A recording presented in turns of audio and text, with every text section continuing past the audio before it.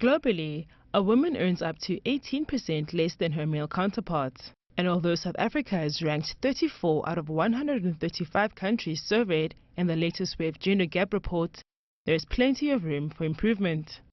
The gender pay gap now is about 18%. In South Africa, it's 35%, which means that women effectively are paid for 8 months of the year and work for free for 4. According to payscale.com, the average South African female professional is paid around 58,000 rand a year, while her male counterpart earns 136,000 rand.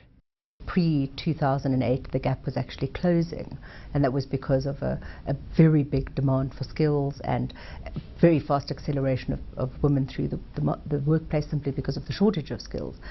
But of course, with the downturn, that demand for skills slows, and women therefore seem to have borne the brunt of the global slowdown.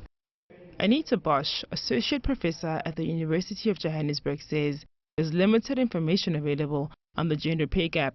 The gender pay gap does exist, and the pay differentials that is mandated to be reported in the Employment Equity Act is about a gender, so men and women, and for that data to be made publicly available, even in aggregated format, potentially could lead to conflict, and it opens up a can of worms. Other research shows that while women are paid less comparatively, the number of women in senior management positions has risen to 28% in South Africa. The number globally is less, at 24%. There's been some stagnation of women in business and the senior positions that they hold.